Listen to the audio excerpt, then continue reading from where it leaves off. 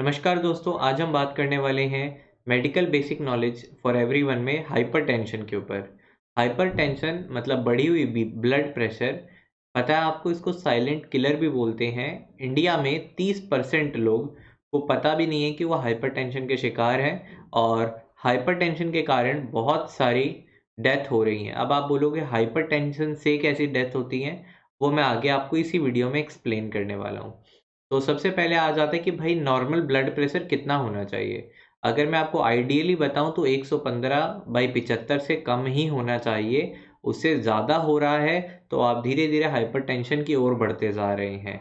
120/80 पुराना डेटा के हिसाब से था। नए अपडेटेड डेटा में 115/75 से कम रहे तो ज़्यादा बेहतर है। अब हम बात करते हैं यहाँ पे स्टेजेस ऑफ हाइपरटेंशन। हाइपरटेंशन के स्टेज, कैसे कैसे हाइपरटेंशन डेवलप करता है और ब्लड प्रेशर कितना ज़्यादा हो सकता है। अगर 120 से 139 के बीच है, ये आपका हो जाता है सिस्टोलिक और डायस्टोलिक। अगर आपको ये नहीं समझ आता कोई बात नहीं, ठीक है।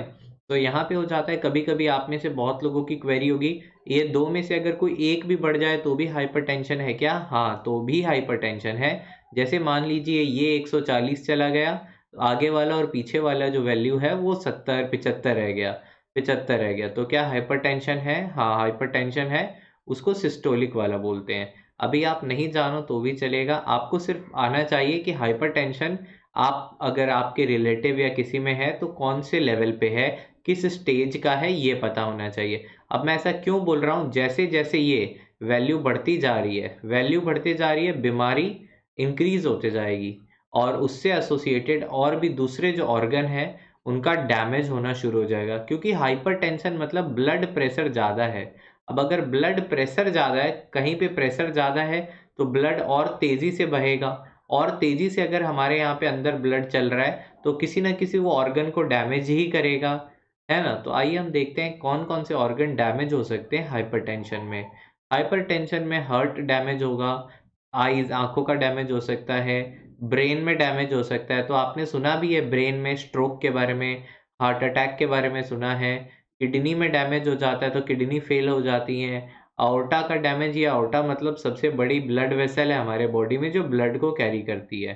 तो इतने सारे डैमेजेस हो सकते हैं जिसमें कॉमन मैन तो ये ज़रूर सुना है हार्ट अटैक और ब्रेन स्ट्रोक जो हाइपरटेंशन से हो सकता है।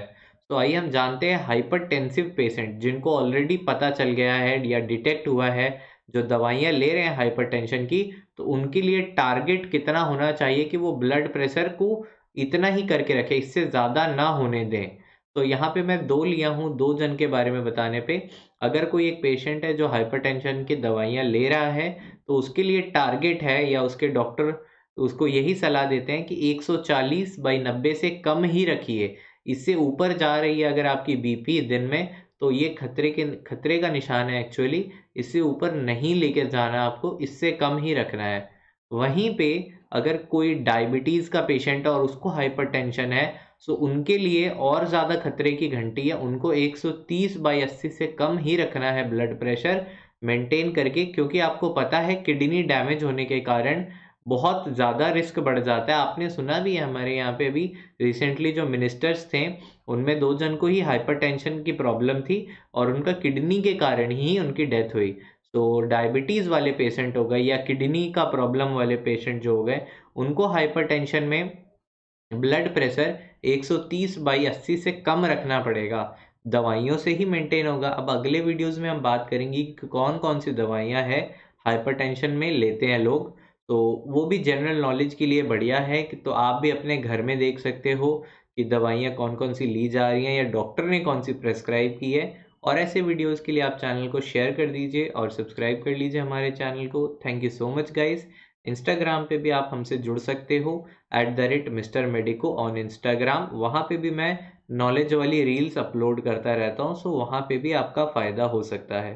थैंक यू सो मच, अगली वीडियो में मिलते हैं।